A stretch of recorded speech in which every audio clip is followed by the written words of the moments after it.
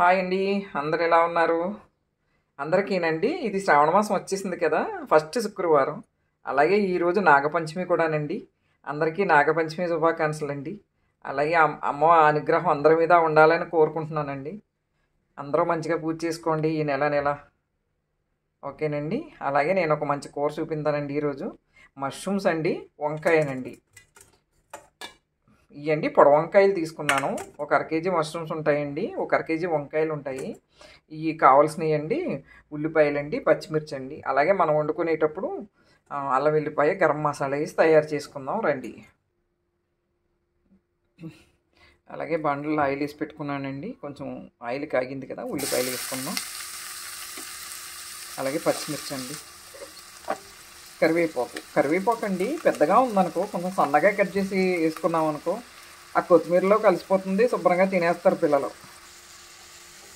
అలాగే ఆకాగ్గా వేసామనుకో తీసి పక్కన పడేస్తారు.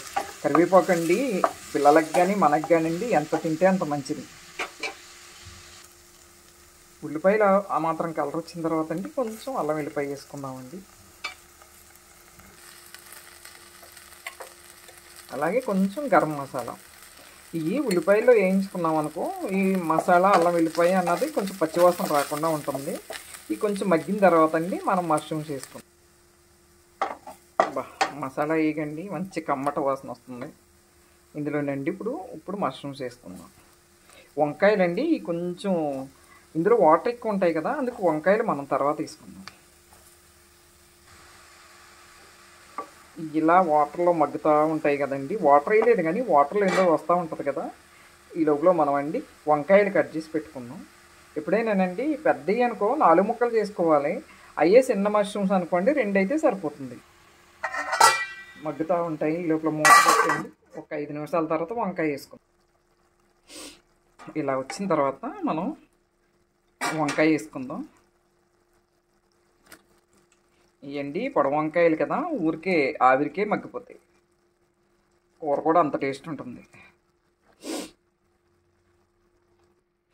వంకాయ వేసాం కదా, వంకాయ వేసిన తర్వాత అండి ఒక 5 నిమిషాలు మగ్గిన తర్వాత ఉప్పు కారం వేసుకోవాలి.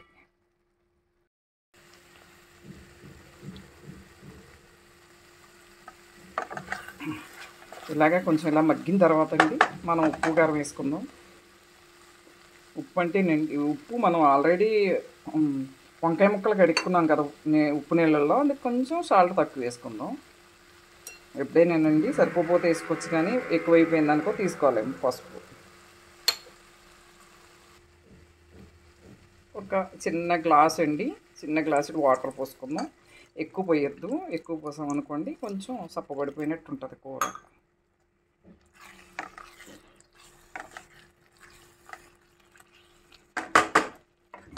ఒక 2 నిమిషాలు మూత పెట్టుకున్నాం అనుకో అయిపోయినట్టు. దగ్గర అయిపోవచ్చింది కదండి, కొంచెం కొత్తిమీర చల్లుకుందాం.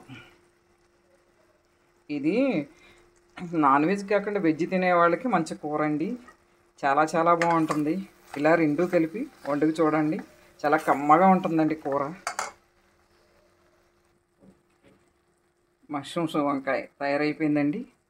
ఇదండి వైట్ రైస్లోకి కానీ చపాతీలోకి కానీ దేంట్లోకైనా పెట్టి తింటే చాలా బాగుంటుంది. మీకు కూడా నచ్చితే మీరు ట్రై చేయండి. ఇందులోనండి ఆయిల్ కూడా ఎక్కువ వేసుకోలేదు, అలాగే వాటర్ కూడా ఎక్కువ వేసుకోలేదండి. ఆయిల్ ఎంత తగ్గించి వాడితే అంత మంచిది కదండి.